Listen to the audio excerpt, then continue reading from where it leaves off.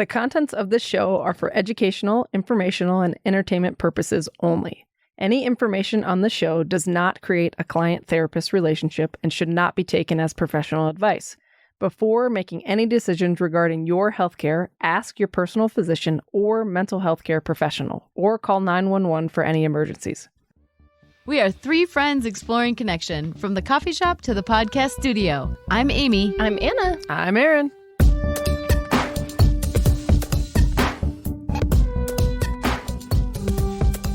You guys remember how this all started? Yeah, Anna hooked us up to a tour on the House of Pod. And we went from 0 to launch in less than 2 months. Oh, gosh. Quick. So fast. With the help of The House of Pod. Woo-hoo. Yeah. In Denver. Yeah, so if you want your story to be told, get hooked up with thehouseofpod.com. They are so amazing. They help us with all things podcast, all those little questions, all those big questions. From idea to production to distribution, all of the things. Yes. They just are let them know amazing. that Less Alone sent you. Yes. All right, we got another big one. You know what I realized after we said that in all of season 1? I never once said, "That's what she said." Oh, my. There, she's starting off early, people. She's starting off early. We haven't even introduced the show. Starting with the day jokes. Coming in hot. She's coming in hot. I've missed y'all. Yeah. Hey, good to see you. We're here. It's been too long. I haven't Here seen we you are. for like all day. All day. All day. We're here. We're here. Good. We are so Yeah. excited that all of you are here too. Yes. Listening and helping us kick off this second season. Yeah. Ooh, that's a big deal. Yep. It's a big one. Oh boy. Oh, boy. We say it every episode. Take It's the a mic big away. one. Take the mic. Seriously. Mute. Delete. Mic 4 is turned off. Oh, yeah. We can't hear you, Anna. Sorry. All right, everybody. We were so lucky to have Brian and Kelsey tell their story in the studio. It's beautiful. Oh my gosh. And so touching and like Yeah, they're medically amazing. Yeah. Amazing. Just the fact that he has no long-term brain damage, and holy cow, that's insane. And that he came back from death 2 times. Yeah.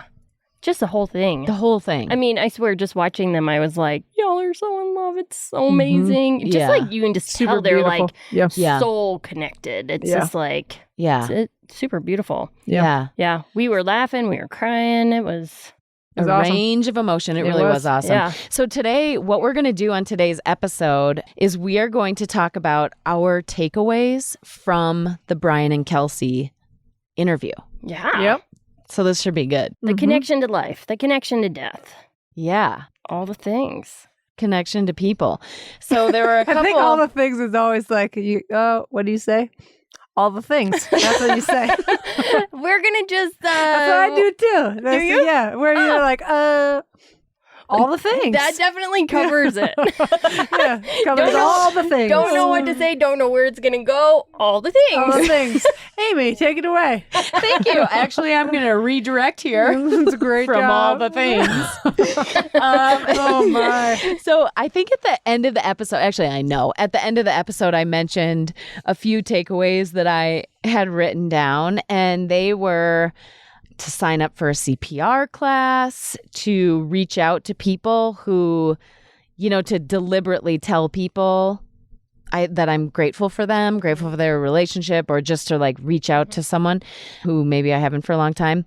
Gratitude. And then I had written down to read the book, 7 Habits of Highly Effective People, which I'm sure many people have. I'm a little late to the game on that one. We all are It's a a little late to the classic. game. I You read it. Anna's Of course she has. Of course. I'm not late to the game, you guys. No, never. Trendsetter. Trendsetter. We learned from you. And then the other thing was to think about defining moments in our own lives and have all of you listeners think about defining moments Yes. in your life as well. I feel like there are certain moments, like they're almost like a bookmark in a life. Like a before and after. Yeah, like pivotal moments that happen where I can distinctly say this was a defining moment, or this is a change in the chapter of my life. Mm-hmm. Yeah. You know, it's like, Yes. this is the end of something, the beginning of something, a huge defining moment, Yes. just looking back. Yeah. Yeah. So thinking about defining moments in our own lives and what they have maybe led us to consequently, or, you know, where have we gone, or where have those moments taken us? Yeah. So you were saying like the realizations. So those were my takeaways. Do you guys want to add anything to that list as far as like just quick, you know, snippets of a takeaway that maybe we'll get to? Because we're going to talk about all of these more in depth in just a minute. You know, you really summed it up really good. I was really struck by their positivity and their love. Like I said, when we were talking with them in studio, those were the two things that really stood out. Like to have, and I mean, they've done a lot of work on it clearly, the situation, to process it, which is super healthy when something traumatic like that happens. But like, just the fact that they were able to sit in it and cry and laugh and to like be in really studio. To be like fully present, that was really cool. It just showed me the amount of work that they've done and that they continue to talk about it. You know, it's like it was really cool. I think that is helpful, that how they show up really is their mission of spreading, like sharing the light, because they clearly have a lot of light, especially the combination of the two of them. And then to spread that even amongst us in the studio was super powerful. And so I think that's one of the biggest takeaways. Also, to the part when Anna asked them about has their perspective on death changed, or Brian's perspective on death changed at all? And he said it was really my perspective about life. And it was so good. Like, damn. I was like, no. Mic drop. That's a good one. Totally. It was so like, good. oh man, that was so good. But think about that perspective. Like, you know, many people could turn that entire experience and just think about death and dying and really have this, but he totally shifted it to such a positive. I mean, I think like the positivity, and I just think what they're doing is, I mean, what they've been through is, you know, heartbreaking, amazing, all those things. And now what they're doing with their defining moments is also really cool. It also just goes to show you, like, it's not what happens to us, it's how we deal with it. Yes. And I mean, I think that continues to come up, like, you know, a lot of the people we have slated for this season, as far as like interviews, they have taken something that is not ideal. This is a little teaser. They have taken something that's not ideal and turned it into something beautiful. And like, the connection that they have. Not everybody, but some. Yeah. A lot of them. But like, just the fact that they can take something and turn it into something else, you know? It's just really, it's really cool. It is. It really is. Yep. All right. So.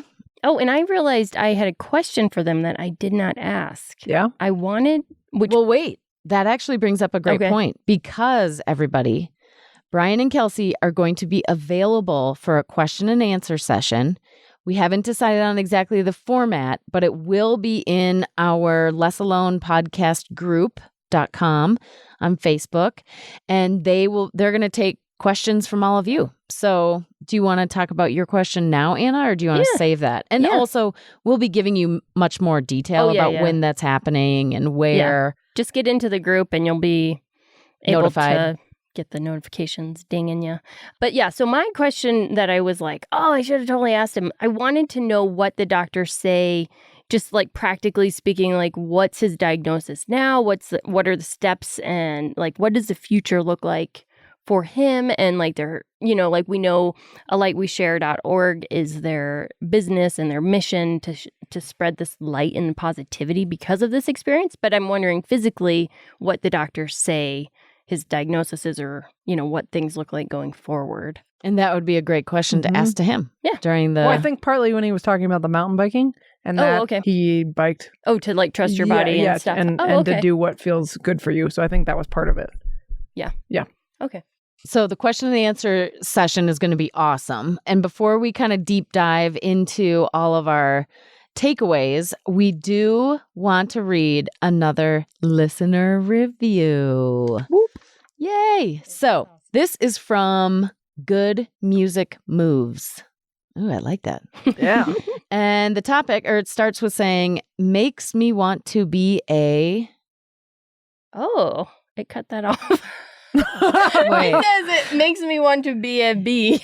I think it makes me want to be a better something. I betcha. Oh, that makes... Here, Aaron, look, see. Makes me want to be a better bee. bee. Oh. Okay. Not like capital B. It's more like B-E. Yeah. So yeah. clearly it must be better Yeah. something. I'm guessing. Right? Yeah. Great. Anyway, 5 stars. Thank you so much. Good music moves. And this is what it says. I love the dynamic of these 3 women. They each add so much to the discussion, and it's deep and thoughtful, honest and fun and challenging. Quite something to pull off. I love their friendship and the intention of this podcast. It truly does inspire me to reach out and connect more with my existing friends and with strangers, to be more mindful and kind and open. I've definitely pushed myself to start conversations with people I cross paths with out in the world, when normally I'd tend to keep to myself. And these little conversations and connections and kindnesses have enriched my days. So yeah, I love it. And I'm so grateful this is out there. Oh, and I usually listen to it when I'm driving my kids around or cooking, cleaning up in my kitchen. Thank Thank you. So cool. That's really, thanks for the kind words. Yeah, and I Yes. love hearing, personally, I love hearing what you're doing when you're listening to the episodes. I just think that's Yeah. super fun to hear. It's kind of fun to picture people. Yeah, like do-do-do. yeah, totally. Bopping around the kitchen, bopping around the house, in the car. All the those things. All the All the things. things. Oh, boy. Keep the reviews coming. They help Yes. so much. We appreciate it so much. And we love hearing from you. Yeah. Yeah. And What's you might working, be what's featured, not, whatever. Yeah. You might be featured in the podcast. Yes. So, yeah. I love coffee. I love coffee too. It's so good. Oh my goodness. And Mustache Coffee Club, you know how to do it right. It's so fresh. They roast and ship on the same day so that the person receiving their coffee will have it on peak freshness. They even have a brew after date. Isn't that crazy? It's like crazy. it's So the crazy. exact opposite of everybody else who has the expiration date. Yeah. Yeah, Yes. but they need to make sure you're not drinking it too fresh. Right. They are Mustache Coffee is specialty, single origin, and pay above fair trade and market value. Yeah, and since it's a subscription coffee club, we get that variety. So we don't eat the same food every day, so we don't want to drink the same coffee every day. And the best thing is you all can get $10 off your first subscription at mustachecoffeeclub.com. Just don't forget, you got to enter less alone to get the $10 off. Oh my gosh, are you so overwhelmed with your digital photos? Because, oh my word, I know Thousands. Yeah, I used to be until I found this digital backup bootcamp. It's such a total game changer. For your pictures? Yeah. So this lady, Miss Freddie, has a digital backup bootcamp for photos, organizing. I spent a few days tackling this nagging task that has been something hanging over my head. This program was a complete game changer. That's awesome. You Yeah. even found pictures of your 4th grade mullet, right? Yeah, I mean, I Like was the sending old these hard copies? Yes, I was sending these 2 pictures from back in the day, like, hey, look at this. So go to tiny.cc backup bootcamp, and it's all lowercase. Again, tiny.cc/backup bootcamp, all lowercase. Get yourself hooked up. You want to get out of debt? I can help you get out of debt so fast. So get yourself hooked up with the debt-free roadmap, and it will walk you through all the steps. I want to help you get to where you want to be. Debtfreeroadmap.com. All right. So we're going into the deeper dive of our takeaways. Yeah? Yeah. Aaron, you want to kick this off? Sure. Right. So the first thing that we want to talk about is to reach out to people. So do you do that? How? How often? To whom? Mm-hmm. So, and what do you think? So I do this well. I think. You do, especially with those unicorn animojis lately. I mean, come on. Those things. Sometimes the chicken. Because sometimes the chicken needs to be heard. Yeah. And Yep. you know. I think that it's important to do this. And I think for myself, the reason why I have lots of friends from different parts of life, because people often live around the country, is because I reach out to them. And I spend a ton of time in the car. And so that's often when I call people. But I think it's super, super important. And especially when you can call like an old friend from college or whenever and have a conversation, it's just good to reconnect, because then you like remember how much and why you love that person. Yeah. And so I like it. Yes, I do that a lot. How about you guys? I feel like it's something I could work on.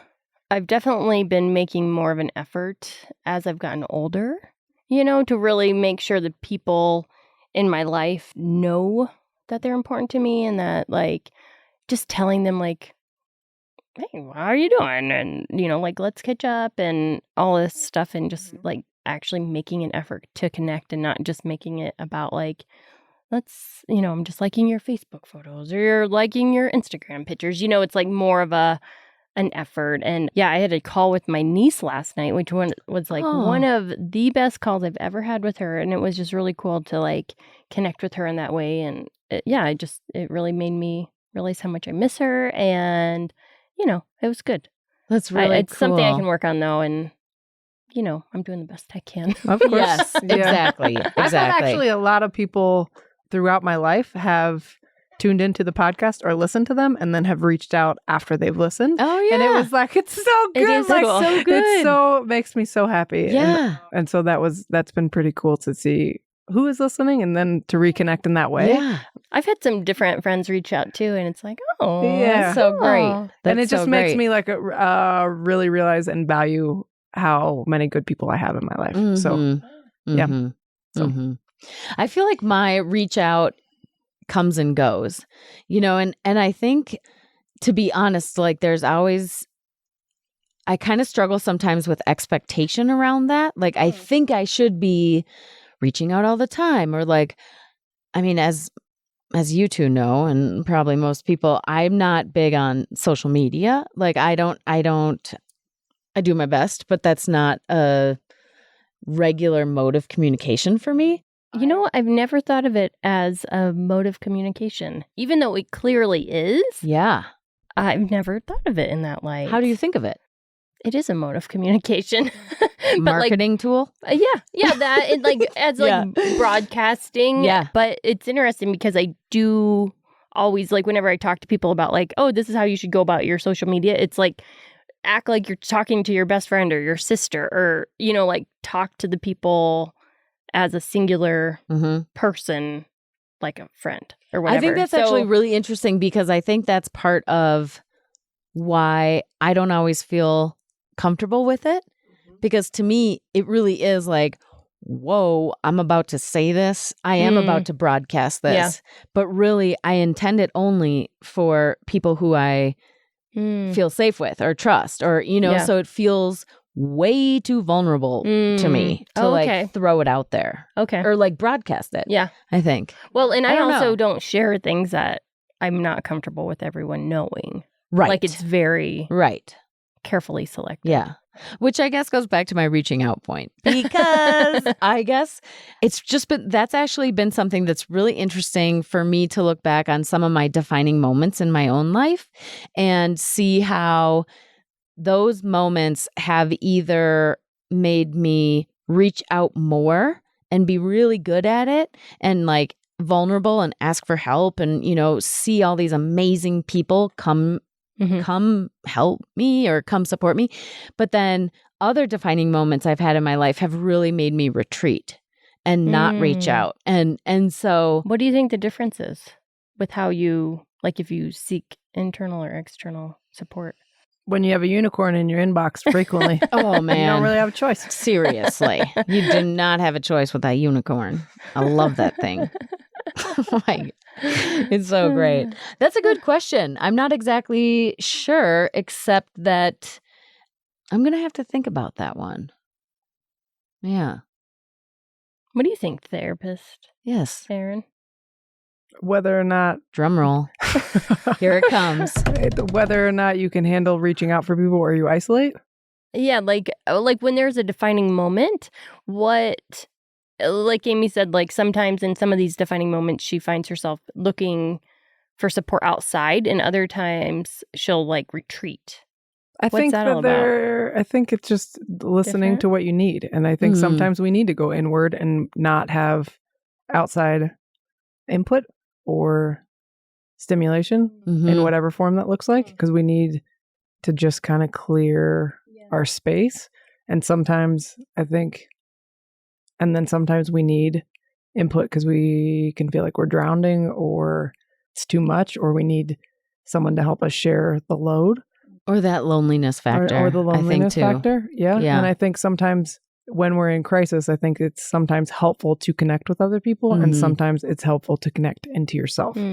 That is, that's super interesting. I don't know that I don't think that they're mutually exclusive, but I think it just depends. I think that there's always the issue that if you're isolating, I'm thinking and talking at the same time. If you're if you need to go inward, that people, I think sometimes are afraid that you're isolating. And so that person needs to be aware of that, because I don't think that isolating because you're depressed and maybe you need support but don't know how to ask. I think there's that. But then also too, I think to pay attention to when people are constantly reaching out, like then sometimes maybe you need to sit with your feelings. And so I think it's like listening to your gut, what you need, but also too on both ends of the spectrum. I think it's like, do you need to sit with your stuff, and reaching out is avoiding that because you can put it onto other people, or you don't actually have to feel it, or are you isolating, or do you need to recharge? Like, does that make sense? Yeah, totally.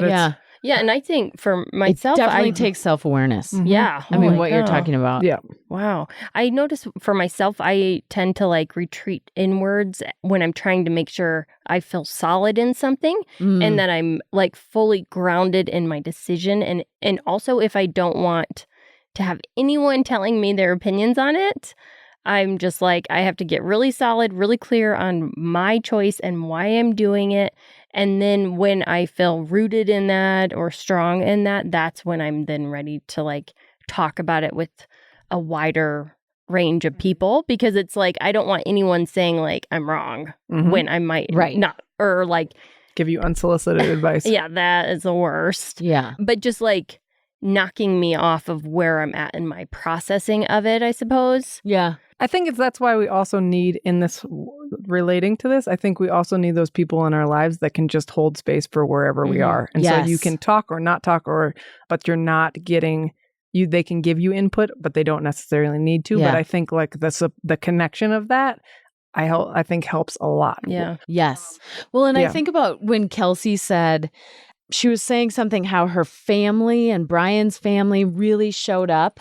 And there was something about, at one point she was like, I'm not quite sure, who's with my kid, like which family member, but she just knew that they were being taken care of.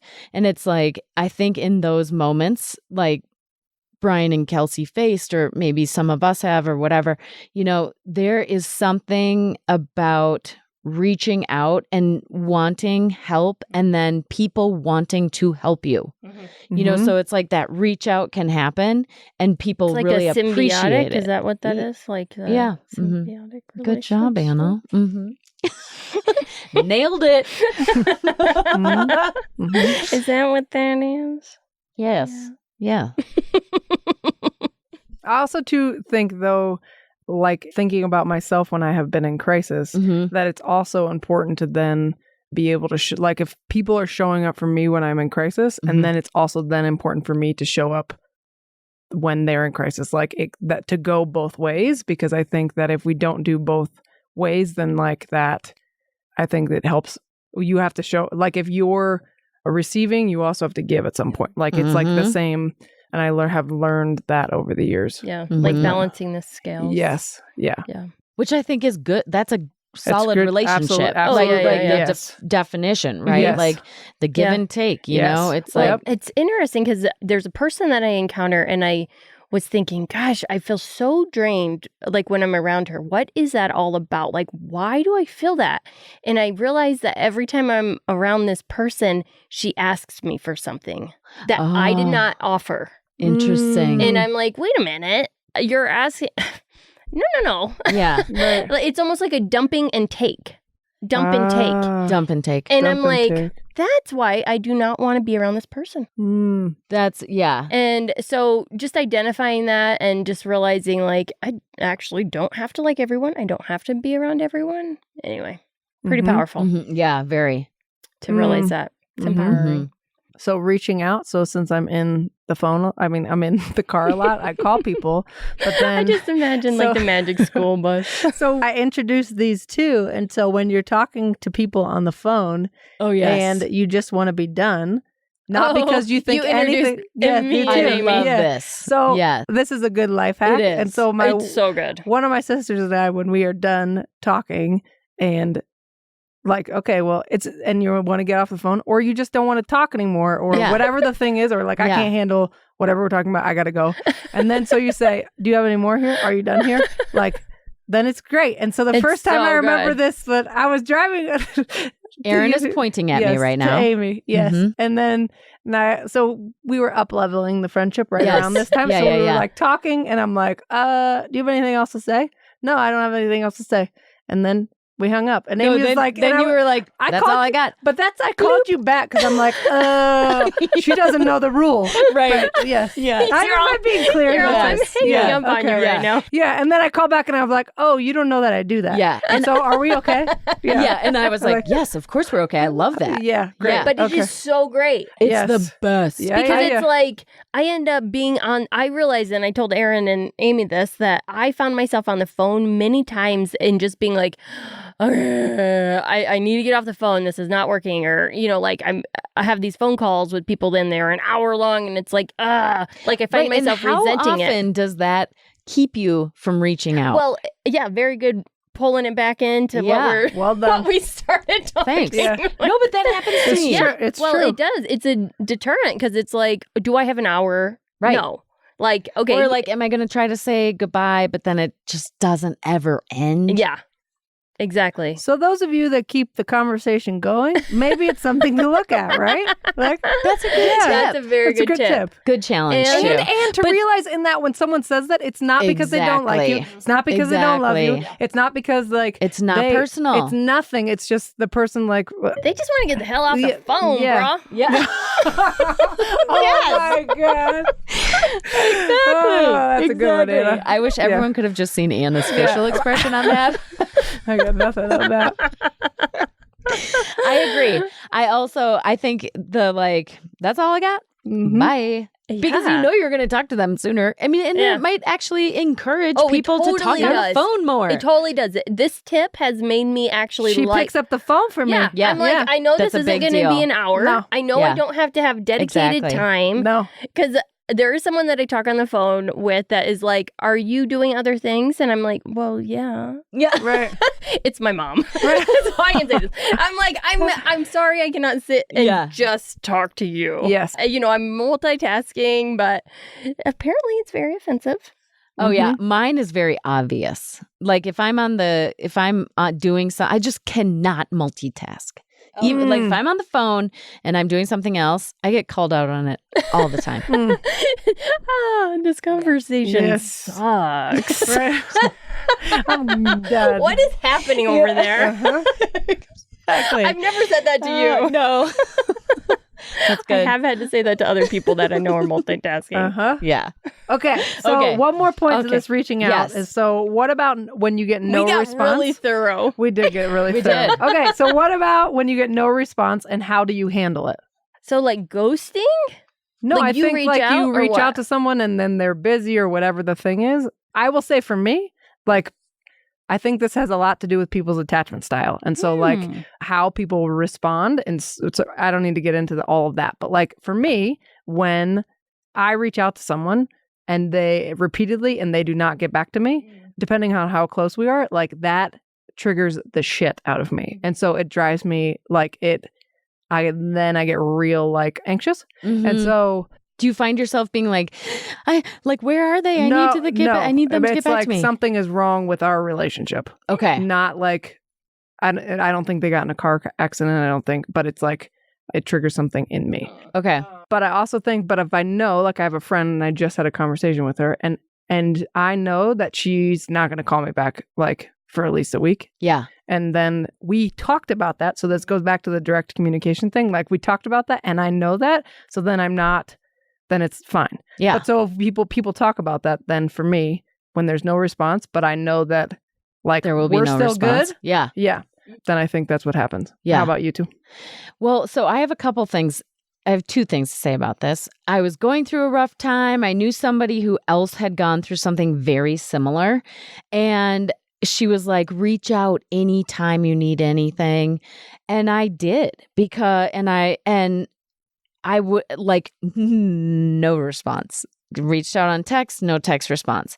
And then I think I like left me over the edge. I think I left a voicemail and nothing. But then I would see her again. And then it was like, oh my gosh, like, let me know what you need. I am here. All the stuff, like, I'll do this for you. I'll do that for you. I'll introduce, like all these ways that she was going to help me. But just, for whatever reason, she didn't follow through, and it was like the first couple times I was like, oh man, but I didn't really think much about it. I just ended up being like, thank God I have so many other people that I can call on. Yeah.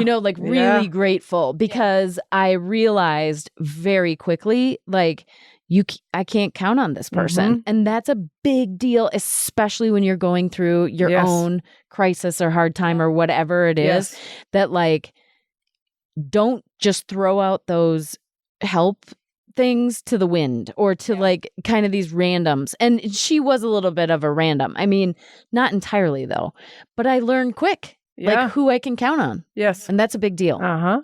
So for me, it was like, whoa, I got to be aware of it. I thankfully didn't take it personally, probably because my level of friendship, wasn't super tight.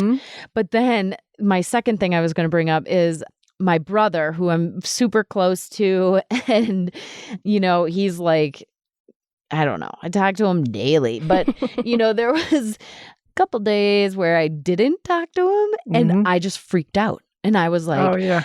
Is everything okay between us? Like, you need to be direct with me, like, totally. And of course this is over text. And I was like, what's up? Just tell me right now. Like, and right. I just went into that like kind of panic. And that I think is definitely a fallback for me is that I think like they're mad at me, which is like clearly my own issues. And, but like I feel you on that. I feel you. Yeah. But then my brother, he was like, he calls me, stops the text. He's like, dude, you are freaking out for no reason. And it was just like, oh, thank God.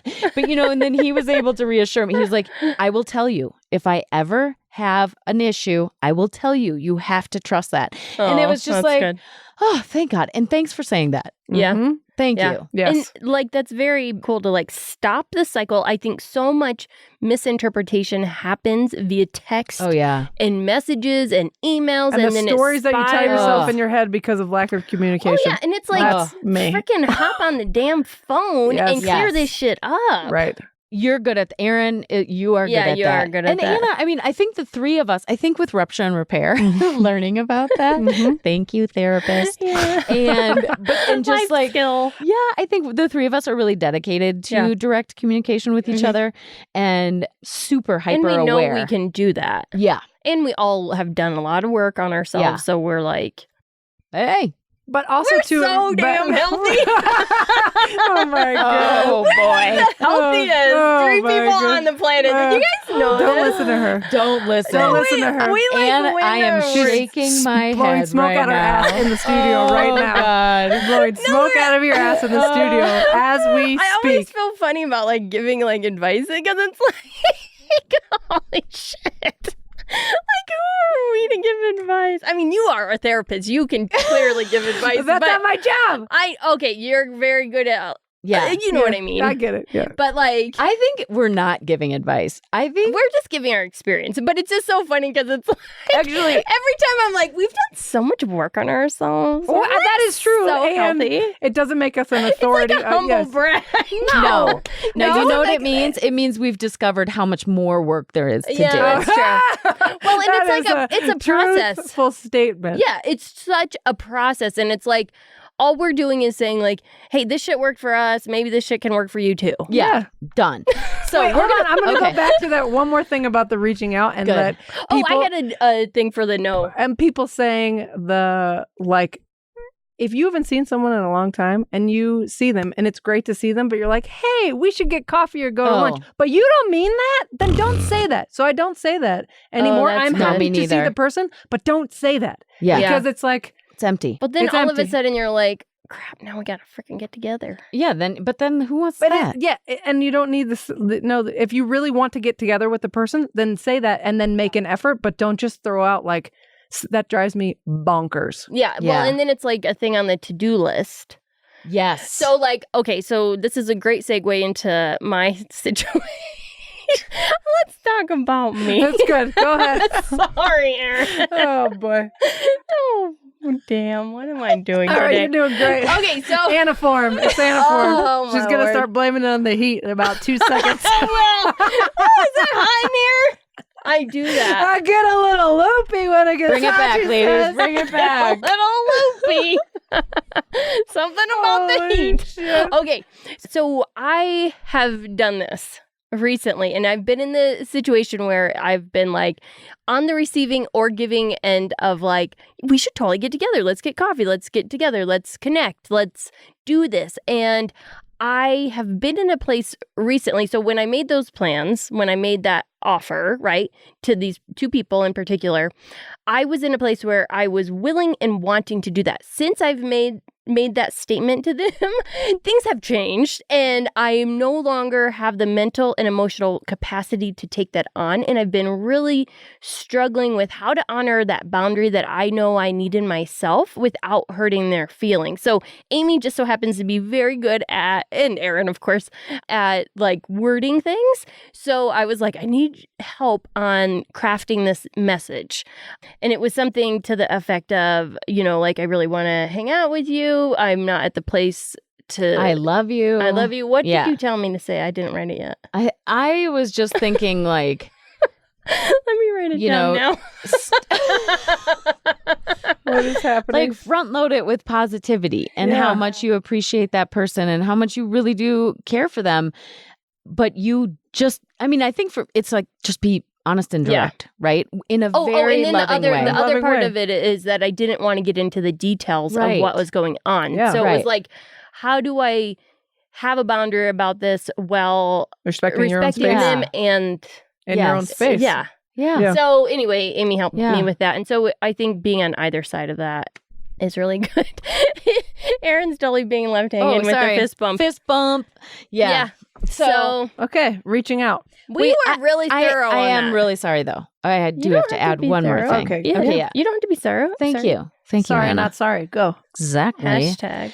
I want to say that another takeaway for me with hearing Brian and Kelsey's story and how people reaching out to them, no matter in what capacity, like Brian even said that, you know, the messages would come in through Facebook or people he hadn't heard from in a long time, you know, would somehow reach out, or dinners or childcare, whatever. And I just think, if not for any other reason, like for what the story that they shared, I do feel like if we can take anything away from their story, it's like when you know of someone, whether they were like your friend when you were 2 or they've been your like best friend for 20 years, you know, if they're in crisis, like whatever you can is appreciated. Whatever way you can reach out is appreciated.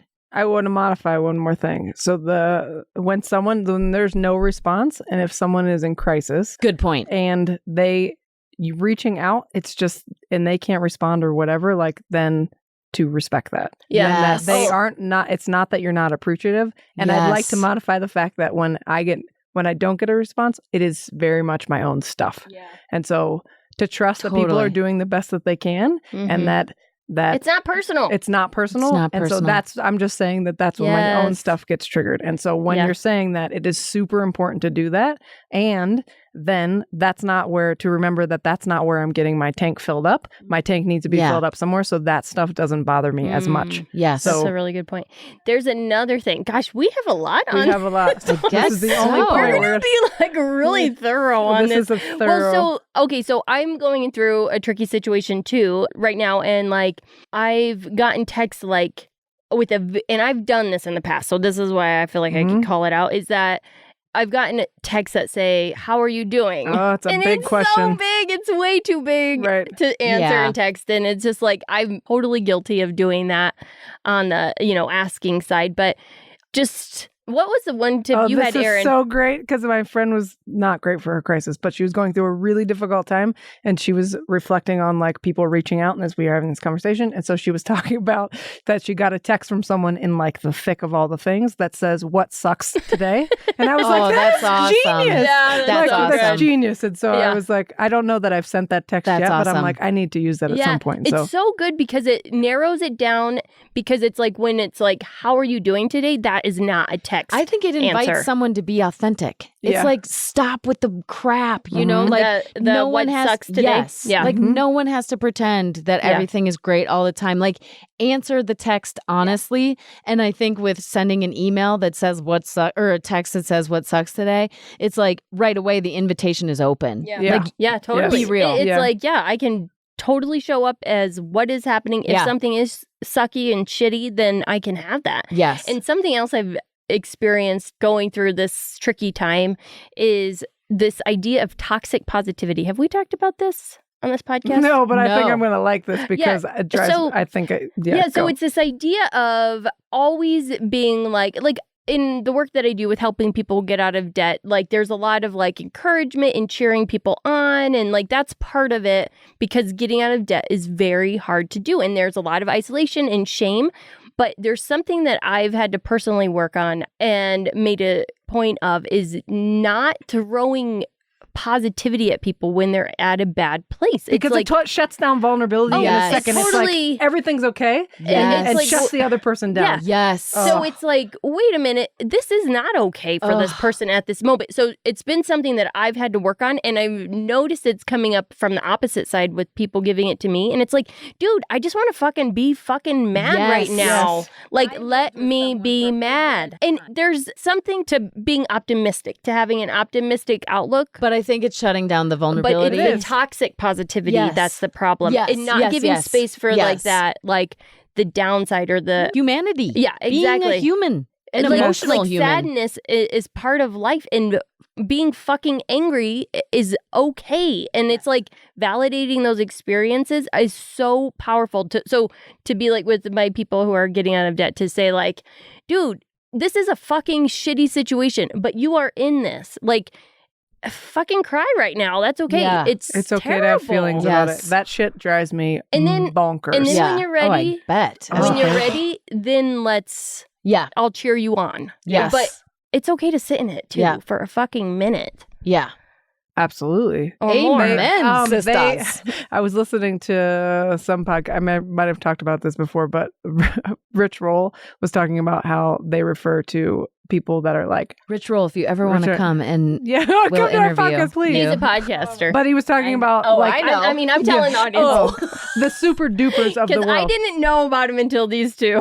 Yeah. we love him. Amy and Erin are super fans. But he talks about, I think him and his wife, I think he was saying, they talk about the super dupers. Like everything is always super duper. And I was like, yeah, exactly. Super dupers. The super dupers. And I really think that it shuts down vulnerability, because if you're sharing and then we're like, at least you can do this, or at least this happens, and you're like, but I'm in so much pain. Yeah. I can't handle go there. Yes. And so I think that if that is happening, it has way more to do with the person that's like throwing the positivity. Totally. And there's a balance of like, hey, have you ever thought about it this way? But when a person is in the midst of like emoting the real struggle, like just on your floor in your closet, bawling your eyes out. Just hold space for that. That's it. Just hold space for that. And I think people have a hard time holding space. What does that mean to hold space? Because I think that's something, like, I understand because I know you and I know what that means. But like for maybe someone who's listening that doesn't know what that looks like, could you explain that? I'm going to bounce it over to Amy. So you sent me a Instagram thing that talked about holding space. And so why did you send that to me? Well, because you say it all the time. Right. But I also... Boom! Right. I'm going to bounce it back to you. And we have a boomerang happening right now. So I'm not going to have to deflect the question because I don't want to answer it. I can't answer it. I think it's just like wherever anyone is, wherever the range of emotions are, that I can sit in that with you. Does it look like? But I would say though too, what that has meant to me that you've been able to do that for me is that we're getting there. You listen, like you don't jump in to like help me solve my problem, even though I didn't really ask. Or you're quiet and you're listening and you're actively listening. So like I know that even if I'm just crying, you will quietly listen to me cry. Or like you listen to you cry. Well, there's a lot of power in someone witnessing your pain. And so I think that like tangibly holding space is someone that you are a witness to someone else and you are not inserting yourself in the situation. Yeah. Okay. Yeah, and I think that's a big deal. Like when someone is really hearing you, like really hearing what you're saying and not turning it all back on them or like an experience that maybe they had right away. Of course, there's a time and place to do that.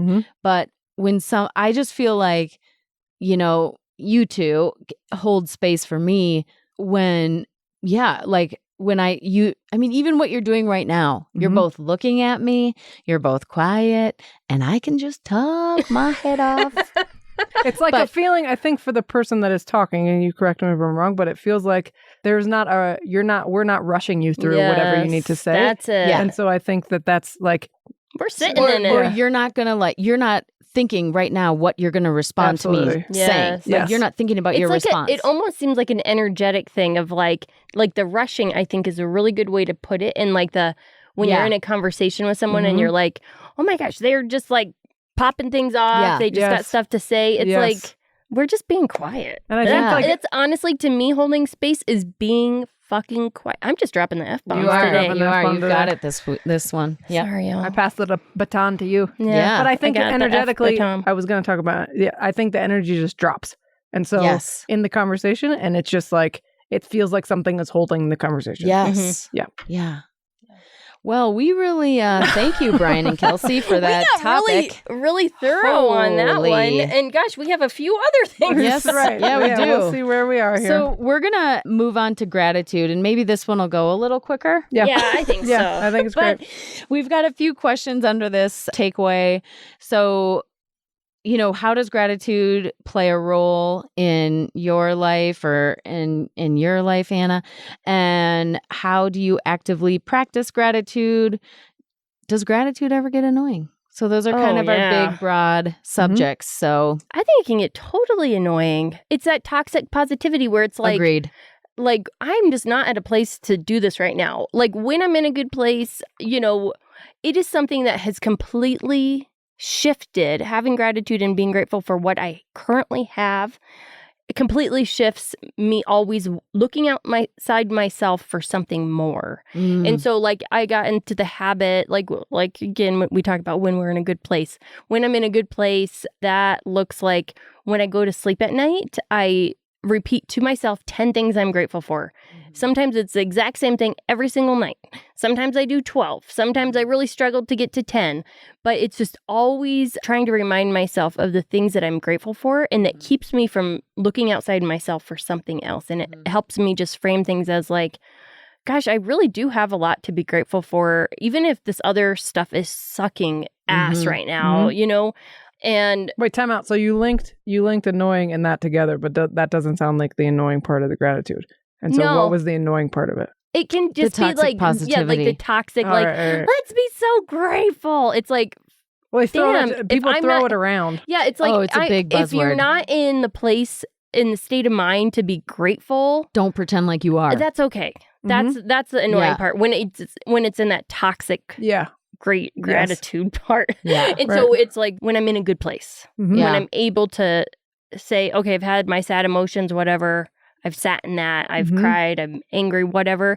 And now I'm going to bed and I want to end the day thinking about these things I'm grateful for. I feel like there's a fine line between fake it till you make it and being fakey. Mm-hmm. Say Definitely. more about that. Like, I feel like gratitude, there's a place to where like people can be fakey. Like this was a big thing for me in high school. It drove me crazy when I thought someone was like really fakey, like super nice, but not really nice, Oh. or like super positive, but not super. Like Mhm. it drove, I don't know what, Like but it was this, two-faced? not Is that- necessarily even I mean, kind of, but just fakey. A lot like, of sunshine out their ass. Yeah, and I think too, I mean, religion was playing a part in that. Like I felt like there were so many contradictions in the church. Did you go And- to a religious high school? No, Oh. Presbyterian. I grew up in a religious home, Presbyterian, Lutheran. I just felt like in that religion, I felt like there was like fakiness because Mhm. they, one thing would be said in the church and then behavior outside the church. hypocritical. Hypocritical.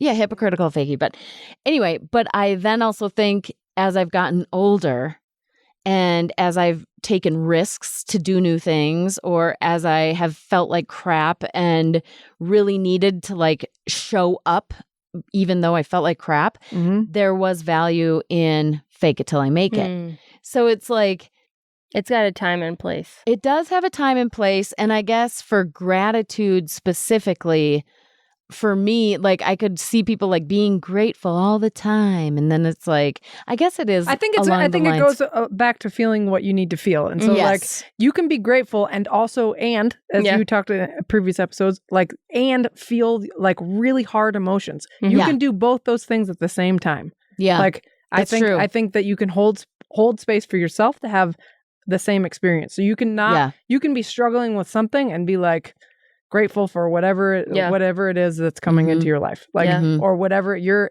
grateful that you have clean water. Mhm. Whatever the thing Yeah. is, that I think that it is holding space for both the gratitude and for Right. feeling. Right.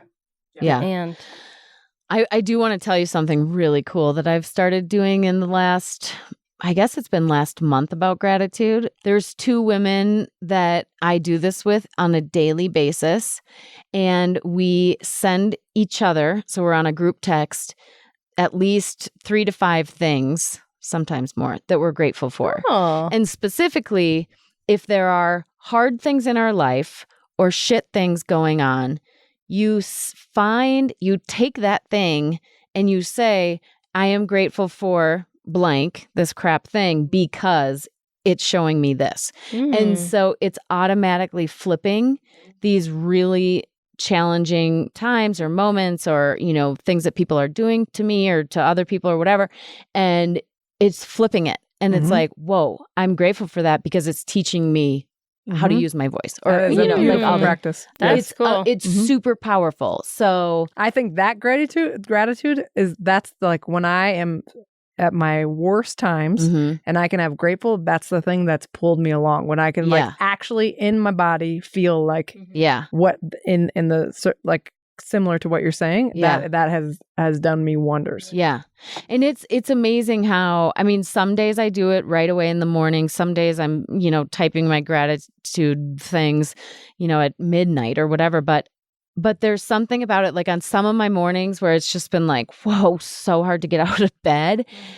But I have taken my phone and I've typed out those Mhm. gratitude Mhm. things. I And think it has it's- helped me get out of bed and get on. Yes, I also think that there is room for in this conversation is that if someone is in a really hard time and it seems impossible to find that, like if they just suddenly lost a child or Ugh. suddenly and they can't find any gratitude in that situation because it doesn't make sense, or if there was some random act of violence, or as examples, like it's okay if you do not feel grateful for the situation that was presented to you. Absolutely. Like that Yeah. is okay. And I would say that I started doing this practice like a Mhm. month and a half ago. If anyone had ever told me I needed to do this 3 months ago, Mm-hmm. no way. Exactly. Yes. Yeah. No way. Yes. Yeah. I think too, like being able to say, okay, here's how this tool, thinking of this like gratitude list as a tool and saying like, this can help me possibly stop a spiral down a negativity rabbit hole or whatever. So like kind of stopping it in its tracks if that's something that, you know, is a pattern. Do you want to talk about how you practice gratitude, Erin? I think the things that I was mentioning, but also I need to redo this, but I had a timer on my phone that was set for 8:30 every night that just said, Erin, what are you grateful for? Yeah. And so then it would just like trip that up. But I think for me, that's a great idea. It was because then it just like reminded me of Life that. tip. But then I think I had it on during a session or something. So I had to like, oh, this is not ideal. Yeah. But I think also in my hardest times to find some sort of gratitude in like, what the hell is going on right now and what is happening. And so it helped me to like pull me out of those spinning cycles or whatever. And I think it's super important. And I think that to the comment to the ignoring part is that I think when it is in a fakey kind of way or hypocritical, I think not hypocritical and necessarily what I'm referring to, but I think that it can be like when it feels inauthentic. Yes. I think for me, because I'm super sensitive to other people's emotions. And so when you were talking about that, I was thinking about when someone's saying something, but you can feel something underneath and they're not acknowleding it, whether they can feel that that's there or they're not congruent. That used to make me like, Jinx. You owe me a Coke. Sorry, but Erin, this is awkward. We're on a podcast. And so I think for me, I'm trying to keep my train of thought. I think for me, when I can feel that someone is incongruent, that I had to do a lot of work because it used to make me super like, oh, I wish this person would just be upfront and real. But then realizing like that person might not have, might not be ready to talk about that thing. And two, might not have any awareness around the fact that they're feeling these things. And just because I'm in that awareness doesn't give me the right to be pissed off about what they're ready to share. So I had to do a ton of work around that. And so that related to the gratitude practice in some way. But like, I do think it's important. And there's as annoying as it can be, I think that there is a ton of research about why it is helpful. Yes. And I don't know what the exact thing was like, does gratitude bring joy or joy bring gratitude? And I think that that's an important chicken or the egg loop to look at. So, Good. I do it with my kids too, sitting around the dinner table. 3 things you're grateful for today. That's what we would do. Oh, that's good. And then we also good. say, well, my brother has this thing of like rosebuds and thorns. I just call them like, what was, what was good, what was bad. And then what's a thorn? So like maybe something that didn't feel so good today or something that didn't go well or. I think those questions are good to, when I worked at camp and I was a backpacking counselor, we'd sometimes do pow, wow, and how.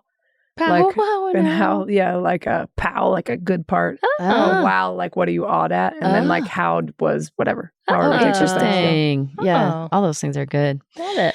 Okay, so we are moving on to the third takeaway that we really chose to talk about today. We're not really going to get into signing up for a CPR class, but we do want talk about y'all that. to do that sounds really interesting. Yeah. And then also anything about the 7 habits of highly effective people. I guess Anna's the only one who read it, but y'all might want to read it too. It's a classic. Yeah. So the final takeaway that we wanted to talk about was thinking about defining moments in our own lives. And really, there were like 3 prompting questions that we came up with. What are defining moments in our own lives? Has anyone ever had a situation with a near-death experience? Has anyone ever had people show up and bring their light to help you? I have had countless times when people have brought their light to help. And so I am super grateful when people could provide that. When you're in really dark spaces and then someone's like, there and able to hold space for that and shares that with you when you don't have any, when you don't feel like you have any light left in you. I think that is very powerful. Yeah. I've never had a near-death experience. Yeah, my closest near-death experience I found out about after it happened when I was giving birth. Turns out I had pulmonary edema. And like someone I went to high school with later when I was like talking about the birth story and stuff, he's like a surgeon now. And he's like, oh yeah, or something, I don't know, something in the medical field. He's like, yeah, that you're lucky that you made it through that. And I was like, oh, whoa, I had no idea it was that big of a deal. What is like it? At the moment. Like he was just like, that's like the pulmonary edema. But what is that? I think it's like something enlarged or something. Heart? I don't know. I haven't done a lot of research on it. She's just happy she made it out alive. I'm just happy I'm here. That's good. Yeah. I'm happy you're here No, too. we're happy. We're happy about that. I didn't dive too deep on that one, I guess. Yeah. Okay. But there are a lot of people, turns out, faking their death on Instagram. Have you heard about this? What? And then I want to hear about your near-death experience if you had one. Wait. You want to drop that tidbit in there about Instagram? Curveball. We're on a Came in practice. for We the got to have walk at right least through the one door. this episode. We're right. on a practice. This is not normally how it goes, right? Okay, so this guy, Ahmed Simran, 15 years old, is one of millions of teenagers who uses Instagram. He doesn't post pictures on his page every day, yet somehow he has nearly 3,000 people following him, and he has faked his own death. And apparently this is a thing. So it appears that poor Simran is no longer with us, they say. So this is from an article on Engadget.com. This is a trend that's happening apparently on Instagram. There are thousands of users telling him to rest in peace. R.I.P. You'll be missed. R.I.P. Bro. You died way too young. I can't believe you're gone. The list goes on and on. That is a crazy prank. Yeah. However, it's Simran, like, he's not dead. Does not. He just thought it would, let's see, this says he just thought it'd be fun to trick people into thinking he was. And then, so he just started. I think it's especially like not cool. Yeah. Like not cool of a prank because of the state of so many people and mental health. Yeah. And just like, Yeah. Apparently, it's awful. he asked people, hey guys, can you guys comment RIP in my most recent pic because I want my girlfriend to think I'm dead. My family and I recently moved and she wants to keep that relationship. I really want to move on. It was a toxic one. So apparently that's one way to get out of. So we need to talk to him about direct communication. Hello. That's one way to get out of toxic communication or toxic relationships. Faking your own death. That's Not recommended. I just don't know if I have any comments about this one. Amy, your near-death experiences. Yes. All right, we're We're going to pass that No one up. comment. No All comment. Right. Boy. Okay. Don't fake your Please own don't death. do that prank. People. Yeah, that is it's not cool. It's not a good Not prank. cool. And it's really not healthy. Yeah, I mean- no. No. Yeah, And if you want to get out of a relationship, like, and you have a hard time doing that, That's there's a big red flag. a lot of people that can help you with that. Yeah. All right. Yeah. So I didn't have a near-death experience, but I was in a relationship in college that, let's see. So when would this have been? My junior year. Okay, so my near-death experience didn't actually happen to me. It happened to my college boyfriend. And he was, we were skiing in New Mexico, Taos, New Mexico. I mean, we lived there. We were ski bums. And I was finishing up college and he was just, working on the mountain. And he had a horrible, horrible ski accident. So he did a flip and hit a tree with his chest, and Taos Ski Patrol came and intubated him on the scene, and then they, took him down in a sled, and he went from the sled in Taos Ski Valley, ambulance down to Taos Hospital, and then airlifted to Albuquerque, all in, a matter of, I don't know, probably 3 hours or something. He had a collapsed lung. And I was teaching little kids how to ski at the time. So a friend of mine came over and got me right away. And I met him in the Ski Valley medical clinic. And he was completely out. And then when he was kind of in transport down to Albuquerque with all the different stops, friend drove me to Taos and then a friend drove me down to Albuquerque. And the medical staff let me see him right before he went into his first surgery. And I said his name and his eyes popped open. And it was like one of the best feelings in the world because I was so scared and I was so sad and I was so young. We were both so young. And all of our friends, many of, us were living there. And we, people just started coming to the hospital in like droves. And, we all ate pizza outside while he was in that first surgery. But long story short, I lived in a hotel, like a couple blocks. It brought up a lot of memories when hearing Brian and Kelsey talk, because I lived in a hotel a couple blocks or a block away from the hospital. My boyfriend was in the ICU for 2 months and had a total of 8 surgeries. And they didn't know it on his first surgery, but it turned out that he had a super severe head and neck injury where his head was dislocated from his neck. And it's amazing. Taos Ski Patrol is amazing. It's amazing that he survived the accident. It's amazing that he didn't have more paralysis than what he ended up with.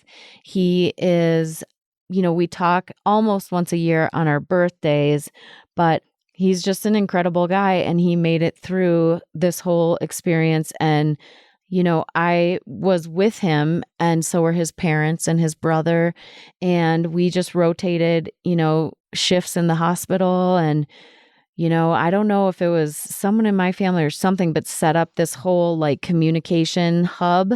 So this was before a lot of like today's apps, to have mass communication. But it was just like Kelsey said, where, I would just write like, surgery number 4. Here's what happened. Here's what the doctors say. Here's the outcome, blah, blah, blah. And then people would just, the support from my friends, college friends and childhood friends and my parents' friends. And just, the reach out was tremendous. And I remember I went home to Minnesota and my mom and dad threw a big support party for me. This is totally my parents, and so many people came, and it was overwhelming, and it was really amazing. So yeah, I'm thrilled to say that he survived. And does he have paralysis today? Nope, just the vocal cord. Wow. His skull was fused with C7, so he does have like limited mobility, and I'm sure has some pain, but really I should just ask him. Actually, maybe he'd come on the show interview. Anyway, there have been times where like that was super traumatic, and people showed up and people showed their light, and their light spread. And I know I certainly could not have made that through. And I think his life was also saved. Yeah. So thank you for sharing that. Yeah. Yeah, of course. So that kind of wraps up our takeaways. And we just want to say thank you again to Brian and Kelsey for, really sharing their story, but then also providing so much for us to think about, and to think about how we share our own light and what we can do in our own lives. And, they gave a few practical tips on relationships. I think it was, for the 3 of us, really amazing to watch them in the studio. And we just wanted to reiterate what they said for relationship tips. They said honesty, vulnerability, and to understand and accept other people's communication styles. So, I think it was Brian who said, I know how I communicate, but I can't listen to or communicate with Kelsey if I'm not using her communication style. Like, it doesn't work. So those were the relationship tips. And then finally, the final challenge we have for all of you is, first, make sure you go to Brian and Kelsey's website, alightweshare.org. We'll have that in the show notes. Yep. And then also, we just challenge you all to think about spreading your own light. And we'll put up this really cool graphic that Brian and Kelsey had on their Instagram that we're also going to put on ours, thanks to them. And it just shows, like, if you can show your light to 2 people, it is a domino effect. Mm-hmm. Yeah. Yes. That's all we got. Thank you. Thanks, everybody. Yes. Talk to you soon. Bye-bye. Bye. We have a great new way for you to support the show. If you love what we're doing, go hit up the Less Alone podcast swag shop. We got so much awesome stuff. All the proceeds go to supporting the show so we can create more awesome content for you. So what stuff did you guys get? I got the black sweatshirt and the green trucker hat. I got a white hoodie and a coffee cup. Oh, yeah. I got the hat. and a shirt. It's so cute. So go there, lessalonepodcast.com, hit swag shop, and get yourself hooked up. Take a picture and tag us on Instagram or any other social media, and we'll repost it. Yeah. Thanks for listening. You can find more about this episode and a way to connect to the community at lessalonepodcast.com.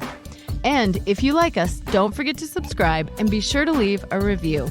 It helps other people find us and could be just what they need.